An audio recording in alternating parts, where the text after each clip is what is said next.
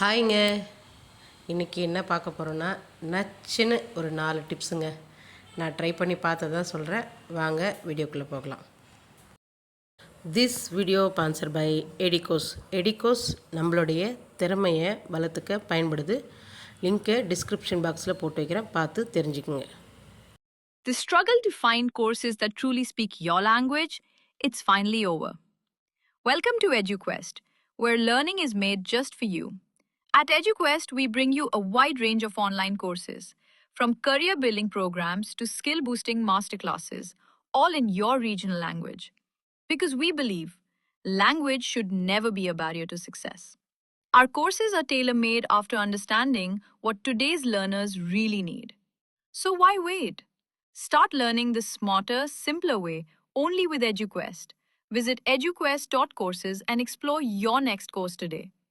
And hey, don't miss out on our exciting offers and promotions. ஹாய்ங்க. சின்னதாக ஒரு tips. இது என்னென்னு தெரியுதுங்களா? சிக்கன் 65 தான் செஞ்சேன். தேவையான அளவுக்கு மசாலா எல்லாத்தையும் போட்டாச்சு. கார்ன்ஃப்ளவர் மாவு கொண்டு கொஞ்சம் போல் கடல மாவு கூட கொஞ்சம் போட்டிருக்கேன். ஆனாலும் என்னென்னா, இது செய்யும்போது கொஞ்சம் காரம் அதிகமாகிருச்சு. ரொம்ப காரமாக இருந்தது. ஃபஸ்ட்டு கொஞ்சம் பொரித்து சாப்பிட்டுக்கும்போது கொஞ்சம் காரம் அதிகமாக இருக்குது, வாயிலே வைக்க முடியல. டக்குன்னு என்ன பண்ணேன்னா, சின்னதாக ஒரு டிப்ஸு இந்த மாதிரி யூஸ் பண்ணி பாருங்கள். ட்ரை பண்ணி பார்த்துட்டு எப்படி இருக்குன்னு கமெண்ட் பண்ணுங்கள். லைட்டாக கொஞ்சோண்டு தயிர் கொஞ்சம் விட்டுக்குங்க. ஒரு 2 டீஸ்பூன் கூட விட்டு கலந்து அதுக்கப்புறமா பொரித்து எடுத்து பாருங்கள். அவ்வளோ டேஸ்ட்டாக இருந்தது. அந்த புளிப்போடு சேர்ந்து காரமும் கரெக்டாக இருந்ததுனால நல்லாவும் இருந்தது. ட்ரை பண்ணி பாருங்கள். இது என்னோடய சின்ன டிப்ஸ், நான் ட்ரை பண்ணி பார்த்ததில். ஹாய்ங்க. கிர்னி ஜூஸ் எப்படி போடுறதுதாங்க பார்க்க போகிறோம். பழத்தை எடுத்துக்குங்க, வெட்டி உள்ளே இருக்கிற சதையை எடுத்துக்கங்க, மிக்ஸி ஜாரில் போட்டுங்க. தேவையான அளவுக்கு சர்க்கரையை சேர்த்துக்குங்க. சேர்த்துட்டு நல்லா ஓட்டுன்னு ஓட்டுங்க. நல்லா நைஸாக ஆகட்டும். சர்க்கரையை நல்லா கரையிற அளவுக்கு ஓட்டி விடுங்க. ஓட்டி முடிச்சுட்டு அதுக்கப்புறமா ஒரு டம்ளரை எடுங்க, ஜூஸை போட்டு குடிங்க. ஓகேங்களா? ஈஸியாக நம்ம வீட்டிலே இருக்கிறதுல நமக்கு ஃப்ரெஷ்ஷாகவும் கிடைக்கும், நல்லா ஹெல்த்தியாகவும் இருக்கும். ட்ரை பண்ணி பாருங்கள்.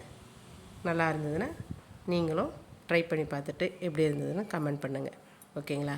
மை ஃபேவரட் ஜூஸ்ன்னு பார்த்தீங்கன்னா கிர்னி ஜூஸு எனக்கு ரொம்ப பிடிக்கும். ஓகேங்க, பாய்ங்க. ஹாய்ங்க. இந்த மாதிரி முட்டையை வேக வச்சு எடுத்துக்கோங்க. வேக வச்சு எடுத்துக்கிட்டு இந்த மாதிரி தோல் உரித்து நல்லா பாதியாக வெட்டி இதுக்கு தேவையான மசாலா ஐட்டமெல்லாம் எடுத்து வச்சுங்க.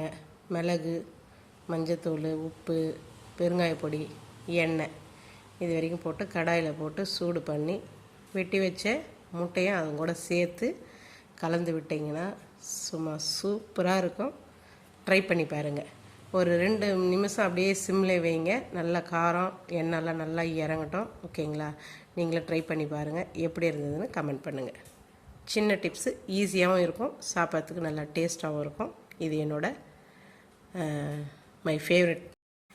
இது என்னோட என்ன சொல்கிறது, தொக்கா செஞ்சாலோ இல்லை குழம்பா செஞ்சாலோ முட்டை அந்த மாதிரி சாப்பிட்றத விட இந்த மாதிரி செஞ்சு சாப்பிடுங்க. அதனோட டேஸ்ட்டே வேறு லெவலில் இருக்கும். நீங்களும் ட்ரை பண்ணி பாருங்கள்.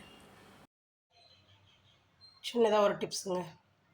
இது என்னன்னு தெரியுதுங்களா? செம்பு பாத்திரம், புளியும் உப்பும் போட்டிருக்கேன், சால்ட்டு தான் போட்டிருக்கேன். ஓகேங்களா? நமக்கு ஈஸியாக தேய்க்கிறதுக்கு பட்டுன்னு அழுக்கு நமக்கு போகும். அதனால தான் இந்த டிப்ஸு. வாங்க பார்க்கலாம். இப்போ பாருங்கள், புளியும் கொஞ்சம் எடுத்துக்கிறேன். இப்போ லைட்டாக தேய்க்கிறேன் பாருங்கள்.